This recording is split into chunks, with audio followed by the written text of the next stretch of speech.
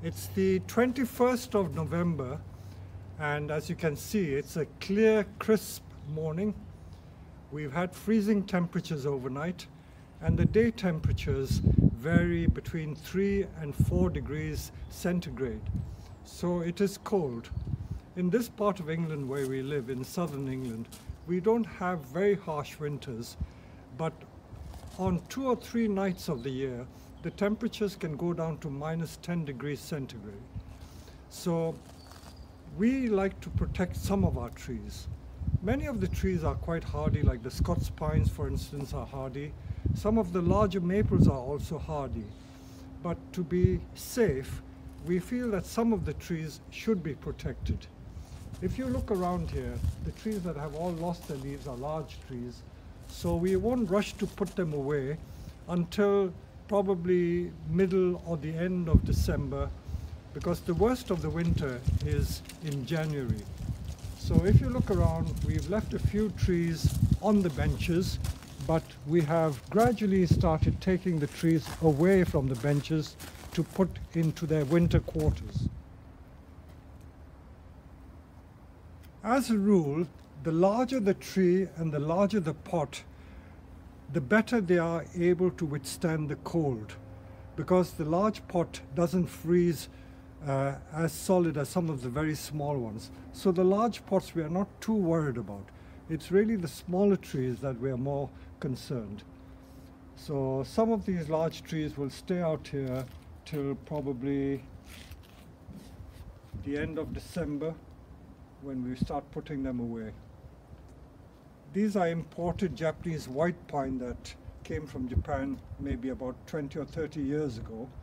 And because they've acclimatized to the British winters, they are fairly hardy, so we are not too worried about them. Trees which have been newly imported from Japan, you'd need to be more careful because they are not acclimatized to the climate that you live in. We will show you what we do with some of these trees that need protection. If we walk around the nursery, you will see that we have some greenhouses, and we also have shade tunnels and plastic tunnels. So let us have a look at some of the shade tunnels. The shade structure that you see behind us, we keep exclusively for our Satsuki azaleas. Satsuki azaleas in the British winters are quite hardy. They will lose some of their leaves because they're not permanently evergreen, they're semi-evergreen, but just the overhead shade will provide enough protection for Satsuki azaleas in the British winters. You will also see that these benches are at least about, I would say, 62 centimeter high, this one, and these are about 30 inches or 90 centimeter high. And the purpose of having these benches is twofold. They provide a very useful display, but in the winter we put our trees underneath the benches, and that provides very useful protection. Sometimes we cover with a sheet of plastic, which I will show you in a moment, but even if you didn't cover with the sheet of plastic, the trees kept under the benches provides quite a lot of winter protection.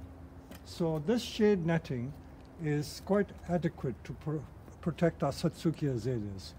If you're not sure about it, then you can put it in an unheated greenhouse, but make sure that the greenhouse doesn't get too warm, otherwise you'll confuse the tree and they will break their dormancy and think it's spring.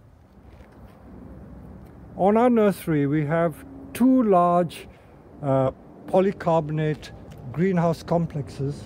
They're all about, I think, 30 meter by 30 meters. Some of them are a bit longer, but in those greenhouses we keep a lot of the trees that they are being developed, but we have one large shade tunnel where we keep our evergreen plants, and we also have a couple of polytunnels which we use for overwintering other types of plants like the trident maple.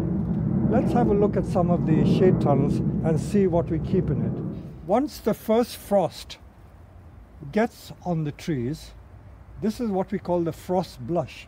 So all these brown junipers have been exposed to frost. We've had a few frosts, maybe about 10 or 15 days of hard frost, I think towards the end of October and very early November, and it has affected the top. We call this the frost blush because, like the sunburn, it burns the foliage and makes it look brown. But if you see inside where the frost hasn't had a chance to affect them, it is green. It's green underneath. So don't worry about this. If you go to Japan, you'll see most of these famous nurseries in Japan that have major junipers. If you go in the winter, you'll be surprised, if you've never seen them before, to see the junipers this color as well, this brown color. It doesn't mean that the tree is dying. It's just that this is the effect of the frost on the tree. Again, if you look at this tree, if you look at the inside, it is green. But the outside is where the frost has slightly burnt it. But come the spring, they will turn green again. So this shade is enough to give it protection. So all our juniper rigidas, the top row, and the Itoigawa junipers are just kept under shade. The temperature does go down to -5, but the shade is adequate to protect it.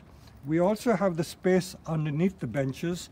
So if we get a really, really hard frost, all we do is we put the trees underneath there, and that will give it additional protection. So don't worry too much about keeping it in greenhouses, but just a shade tunnel is adequate. I know that a lot of amateurs cannot have large structures like this, but if you make a little wooden structure and cover with netting or cover with polystyrene or plastic sheeting, that will be adequate. These are our white polytunnels, and we protect most of our trident maples in this structure. The trident maple is not as hardy as the ordinary Japanese maple. Japanese maple is Acer palmatum. The trident maple is the Acer buergerianum. So they are slightly tender, so we tend to protect our trident maples. We always ventilate the tunnels, because if you keep it completely enclosed throughout the winter, you can get a lot of fungal disease developing. So fresh air doesn't help. So if you have a nice fine day, open your tunnels and let the fresh air come in. But if it gets very cold, then close the ends of the tunnels. But don't keep them closed permanently, because that breeds disease. So you can see all our deciduous trees, those which are more valuable, like the Korean hornbeams and the like. Pyracantha also needs some protection. Different plants have different degrees of hardiness, so you've got to know which is hardy in that particular area. So if you live in a more exposed and colder region, then you may need to take note of how hardy the plants are that you're growing. So for instance, the Pyracantha is not as hardy as the Cotoneaster, and some of the imported Chinese elms, which are newly imported from China, may not be very hardy, so those we protect as well. I would like to just give you a little tip about incurve pots. Incurve pots are pots which curve inwards, and these pots are particularly vulnerable in frost. Because they're incurve, when the soil freezes, the soil hasn't got anywhere to go, so when it thaws, it will burst the pot, because that's when the expansion takes place and the soil cannot rise, but it only has to go sideways, and it can crack the pot. So with incurve pots, be particularly careful. Another bit of advice: most of the Japanese pots are completely frost hardy.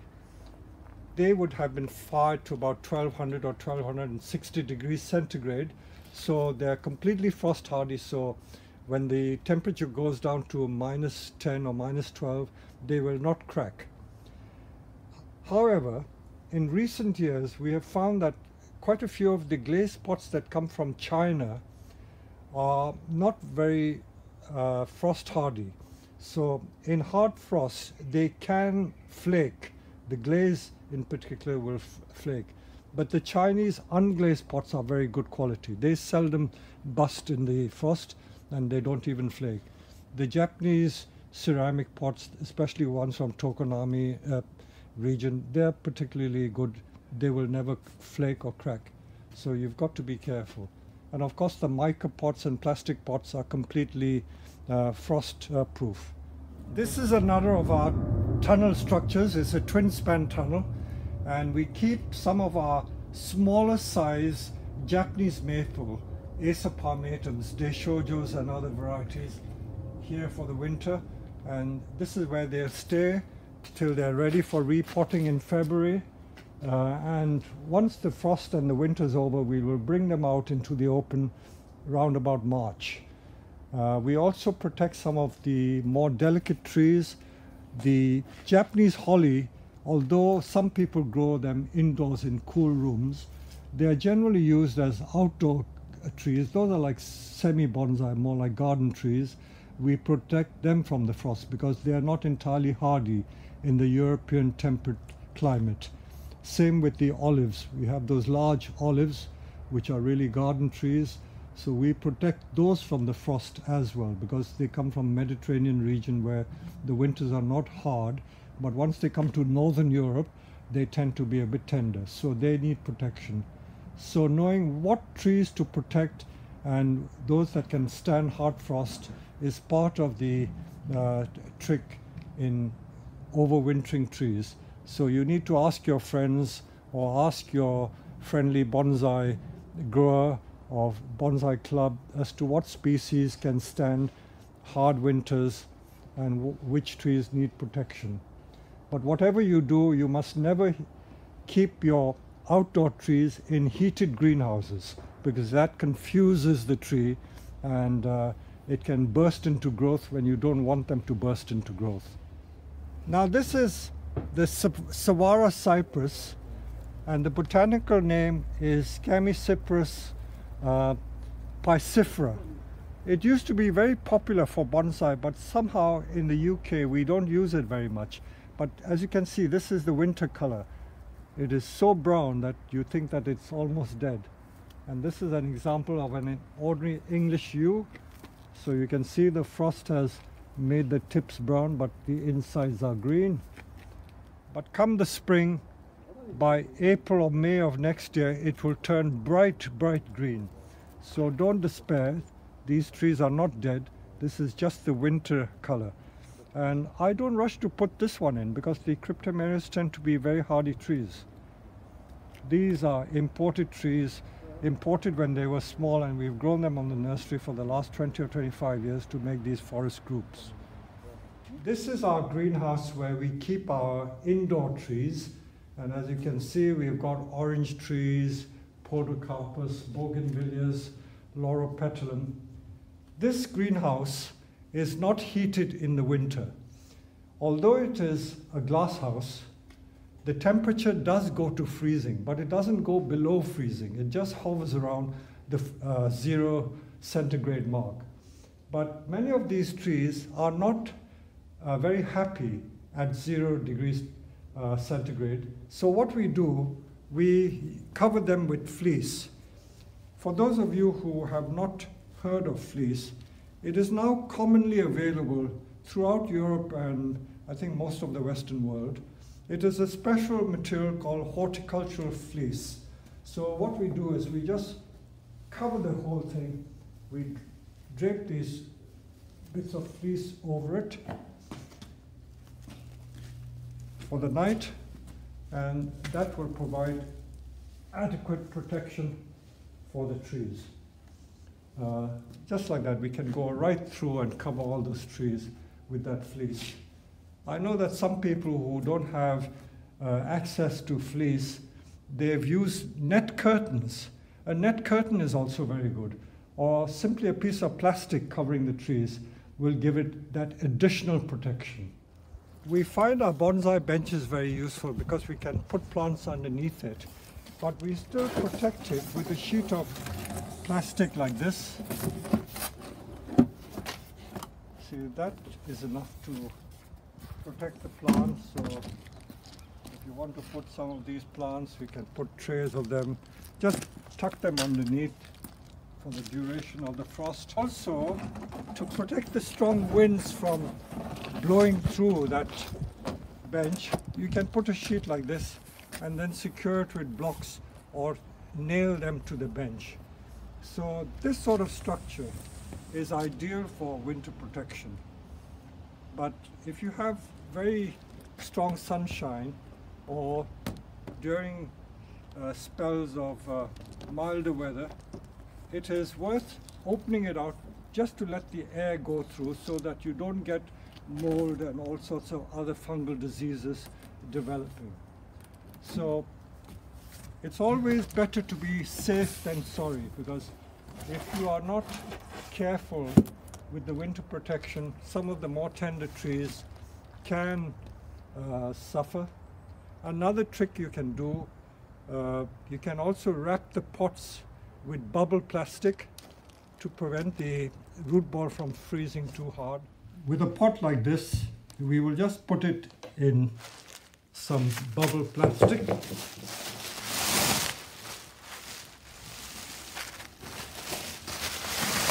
And that's all we do. I think because this is quite large bubbles, we can probably just put one layer like this. In fact, this is how we ship our trees to customers, but it is a very useful additional protection mechanism for trees in winter. So take care of your trees in winter, and they should come out well again in the spring. Thank you very much.